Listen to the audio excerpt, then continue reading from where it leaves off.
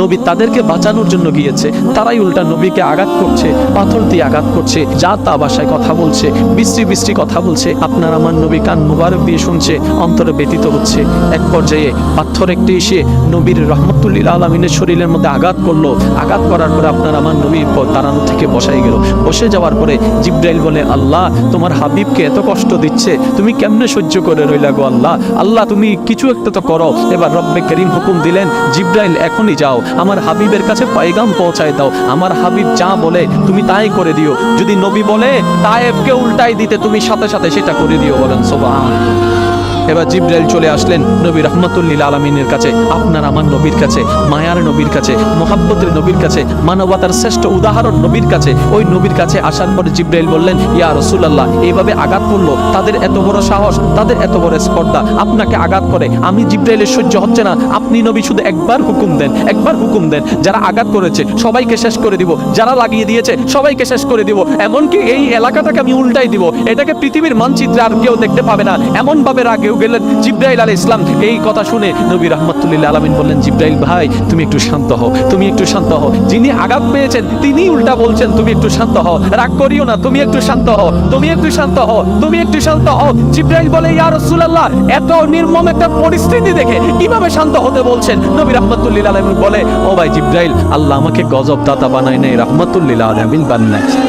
সত্যি করে একটা কথা বলেন, আপনার আমার নবীকে এত কষ্ট দিয়েছে, এত কষ্ট দিয়েছে, এত কষ্ট দিয়েছে, আপনার আমার নবী এই পর্যন্ত কাউ করে জিব্রাইলের মতো ফেরেশতা খাদেম হয়ে আসে। কাকে আঘাত করছে? যাকে আল্লাহ মেরাজের দুলা বানিয়েছেন, যিনি আদমের নবী, যাকে আদমের মতো নবী স্যালুট দেয়, মুসার মতো নবী স্যালুট দেয়, যাকে সমস্ত নবী ইমাম মেনে সামনে পাঠায়, সমস্ত নবীরা পিছনে দাঁড়ায়, ওই নবীকে আজকে তায়েফের মধ্যে আঘাত করা হচ্ছে। এই পাথরগুলা প্রতিটি আপনার আমার নবীর শরীর মোবারকে আঘাত করছে। আপনার আমার নবী কোনো টাকা তো চাইতে যায় নাই, ধন তো চাইতে যায় নাই, সম্পদ তো চাইতে যায় নাই, তাদেরকে আগুন থেকে বাঁচানোর জন্য ওইখানে গিয়েছে। নবী তাদেরকে বাঁচানোর জন্য গিয়েছে, তারাই উল্টা নবীকে আঘাত করছে, পাথর দিয়ে আঘাত করছে, যা তা ভাষায় কথা বলছে, বিশ্রী বিশ্রী কথা বলছে। আপনার আমার নবী কান মোবারক দিয়ে শুনছে, অন্তরে ব্যথিত হচ্ছে। এক পর্যায়ে পাথর একটি এসে নবীর রহমতুল্লিল আলমিনের শরীরের মধ্যে আঘাত করলো। আঘাত করার পর আপনার আমার নবী দাঁড়ানো থেকে বসাই গেল। বসে যাওয়ার পরে জিব্রাইল বলে, আল্লাহ তোমার হাবিবকে এত কষ্ট দিচ্ছে, তুমি কেমনে সহ্য করে রইলা গো আল্লাহ? আল্লাহ তুমি কিছু একটু তো করো। এবার রব্বে করিম হুকুম দিলেন, জিব্রাইল এখনই যাও, আমার হাবিবের কাছে পয়গাম পৌঁছায় দাও। আমার হাবিব যা বলে তুমি তাই করে দিও। যদি নবী বলে তায়েফকে উল্টাই দিতে, তুমি সাথে সাথে সেটা করে দিও। বলেন সুবহান।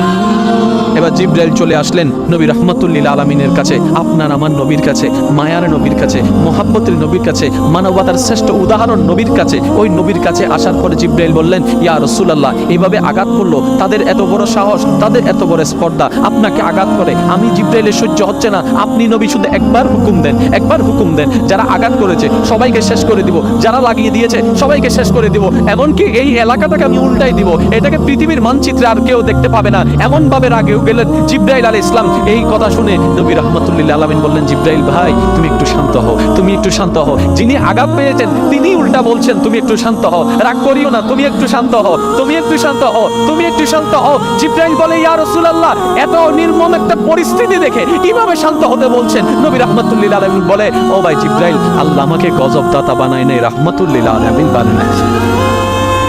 উচ্চ আওয়াজ একবার বলেন না সুবহানাল্লাহ। আপনি না সেই নবীর উম্মত?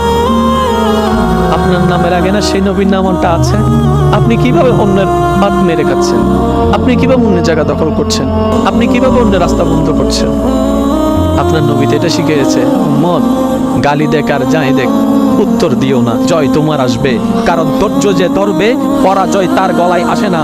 কারণ ধৈর্য ধারণকারী পরাজিত হয় কিভাবে? কারণ ধৈর্য ধারণকারীর সাথে তো মহান রবেই আছে, ইন্নাল্লাহা মা'আস সাবিরিন। যার সাথে আল্লাহ হয়ে যায় তার আবার পরাজয় কি? আর একটু জোরে বলেন না, যার সাথে আল্লাহ হয়ে যায় তার আবার পরাজয় কি? আল্লাহ বলছেন ইন্নাল্লাহ, আয়াতটা সবাই জানে, একটু চলেন গভীরে যাওয়ার চেষ্টা করি।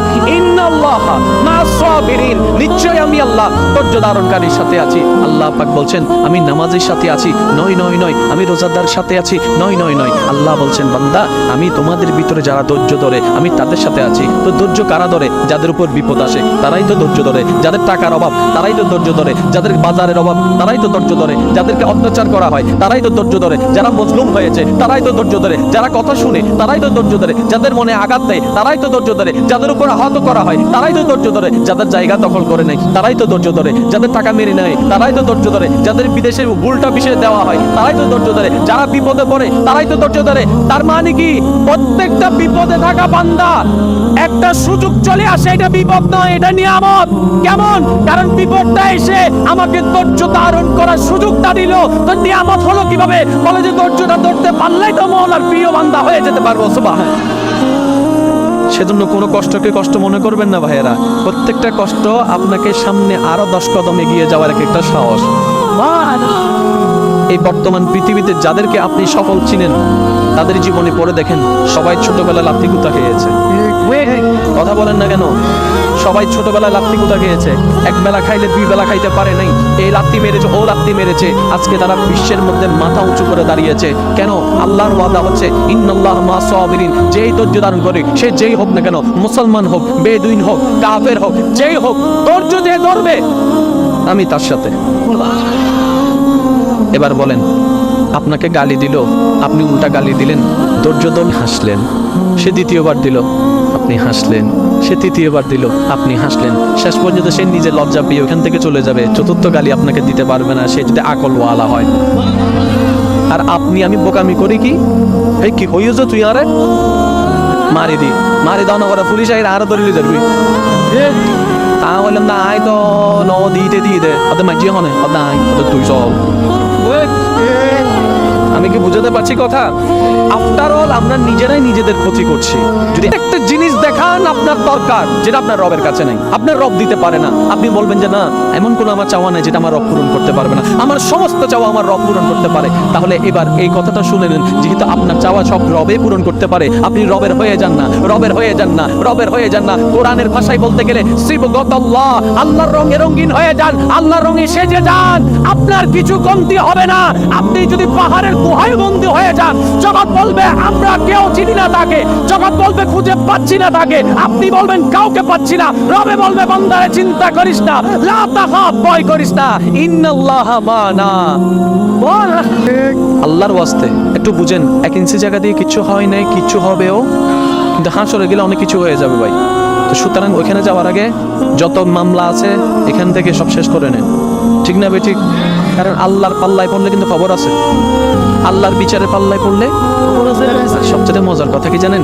কোনো বান্দা যদি নিজে থেকে চায় আমি পরিবর্তন হব, সে ছেলে হোক কিংবা মেয়ে হোক, সে যদি অন্তর থেকে সে যদি এতটুকু চায় আমি পরিবর্তন হব, আল্লাহ পাক তাকে পরিবর্তন হওয়ার জন্য সাহায্য করেন। সুবহানাল্লাহ।